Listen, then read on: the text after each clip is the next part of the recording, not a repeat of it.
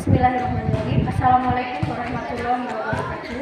Nama saya Ida Rasida, berasal dari SMP Negeri 3 Tarogong Kidul, mengampu mata pelajaran bahasa Inggris.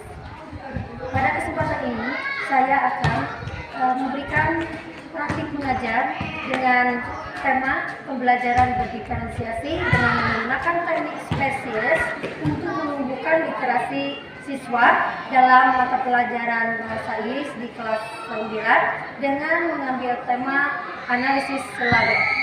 Tujuan yang saya ambil dengan tema ini adalah melihat dari rapor pendidikan di SMP Negeri 3 Tarogong Kidul ini, melihat literasi dan bahasanya perlu peningkatan, sehingga saya akan menggunakan metode sebagai salah satu bentuk untuk mengembangkan literasi siswanya di kelas 9 dalam materi label pembelajaran abad 21. Peserta didik harus memiliki kemampuan untuk berpikir kritis, kemudian menghubungkan ilmu pengetahuan dengan alam nyata dan menguasai teknologi dan komunikasi, serta harus berkolaborasi. Bukan hanya peserta didik, tetapi juga guru harus memiliki kemampuan. Yang pertama adalah kemampuan berpikir kritis. Kemudian yang kedua adalah mengelola strategi belajar sehingga selalu berpikir kreatif.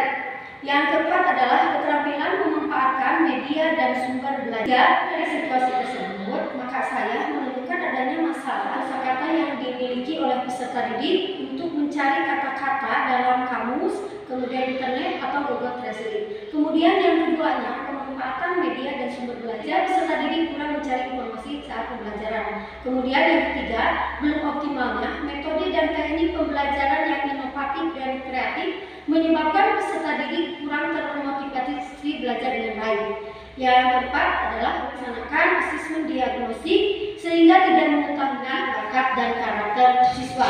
Dari rumusan masalah tersebut, saya mengambil satu inovasi pembelajaran bahasa Inggris dengan menggunakan teknik spesies dalam metode pembelajaran discovery learning.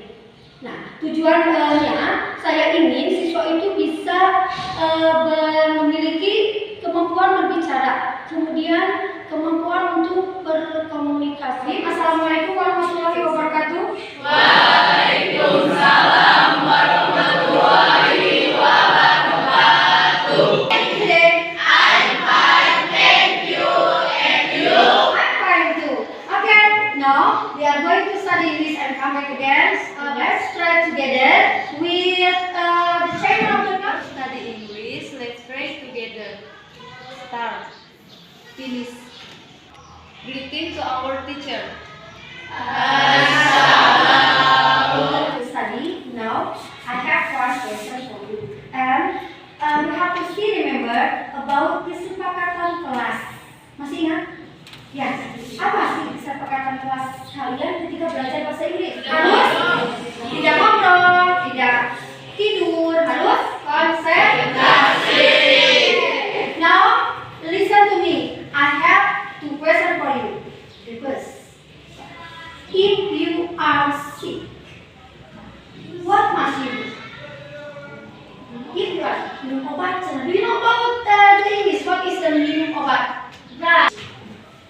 Drink right. Okay, that's good. Yes. Now, if you think about one drink or food, kalau kalian membeli atau mengambil satu makanan, apa posisi kemasan? Oke, you know about kemasan? Tahu makanan bahasa Inggrisnya? Obat. Oke, minuman? Drink. Obat? Kalau kemasan? Label. Nah, label itu adalah kemasan. Sekarang pembelajaran hari ini adalah mengenai kita akan menganalisis label makanan, minuman, obat yang sehari-hari kalian temukan atau konsumsi. Untuk apa kita menganalisis label? Untuk apa? Untuk mengetahui isi kandungan yang ada dalam dampaknya kepada kesehatan kita. Okay, now let's do next title of this topic: analysis, graph, food, drinks, and label. Tujuan pembelajarannya apa? Satu, kalian harus kalian bisa mencarinya, jajanan kalian beli, kemudian kita analisis. Yang kedua adalah menemukan informasi terkait label obat. Informasinya apa saja di sana? Kemudian, mempresentasikan hasil analisis kalian. Oke, siap? Open ya Bu. Sekarang buka bukunya. Kita akan membahas. Ibu mempunyai satu masalah nih. Nanti setiap kelompok akan Ibu kasih beberapa masalah yang harus kalian pecahkan masalah bersama. Kita akan melihat dulu ini. Analisis drug and label. Kita lihat apa yang kalian lihat di sini. Ada seorang yang bisa membaca dalam bahasa Inggris? Oke, let's go next please. Oke. Name of drug, pills. Name of drug, children's Oke, just. Oke, internet. Oke. Ya, silakan keluarkan HP-nya yang bawah. Kalian silakan cari di mana saja informasinya. Ada lagi yang lain? Ini pakai internet, pakai global, ya? Ini di kantin Bu. Oh, mau ke kantin? Iya. Oke, silakan please stand up and please you looking for about the label, about the product. Ya, kita cari dulu guys ya. Ayo. Kita pergi ke kelas untuk menganalisis semua. Tiga kelompok yang akan memilih, ada yang untuk langsung melihat produknya sendiri di warung, yang keduanya ada di buatnya di mana? Di Canva. Oke, that's good ya. Kemudian yang satunya lagi buat apa? Poster, digambar-gambar ya. Nah, kemudian untuk deskripsinya tidak hanya contoh seperti ini. Kalian bisa mendeskripsikan, bisa dalam bentuk nanti ada satu teks ya. Jadi tidak di tabel-tabel juga tidak apa-apa, yang penting intinya adalah ini. Ngerti kan? Siap? Nah, sekarang sekilas saja ini sebagai pengetahuan untuk semuanya. Nanti kalian bisa mencoba di rumah, mungkin siswa bisa. Ini hanya gambaran saja. Bisa bantu Ibu untuk menjelaskan bagaimana cara menggunakan Canva? Saya sering menggunakan Canva untuk mengedit tugas. Jadi yang pertama, Now have to presentation about your product.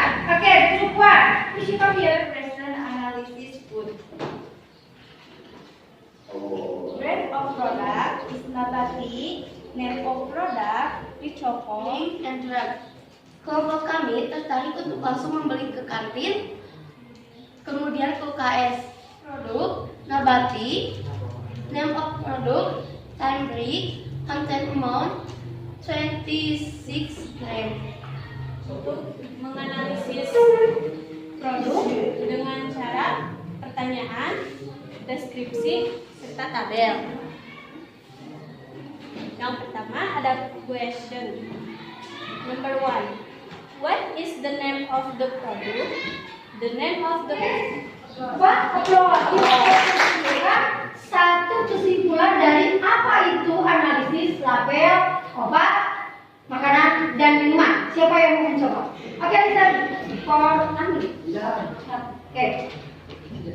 When we buy a product, we have to look at the packaging in Refleksikan dulu. Ibu mau meminta 2 orang untuk merefleksikan apa yang telah dipelajari dan untuk apa analisis kemasan ini. Ya, saya sangat senang mengenai pelajaran label makanan, minuman, dan obat, sehingga langsung mempraktekannya, sehingga saya langsung mengerti. Dan alasan kita mempelajari itu untuk mengetahui makanan yang baik untuk dikonsumsi oleh kita dan mana yang tidak baik untuk dikonsumsi. Kehidupan sehari-hari. Jadi kalau kalian ingin membeli suatu produk, lihatlah kemasan yang ada di dalam produk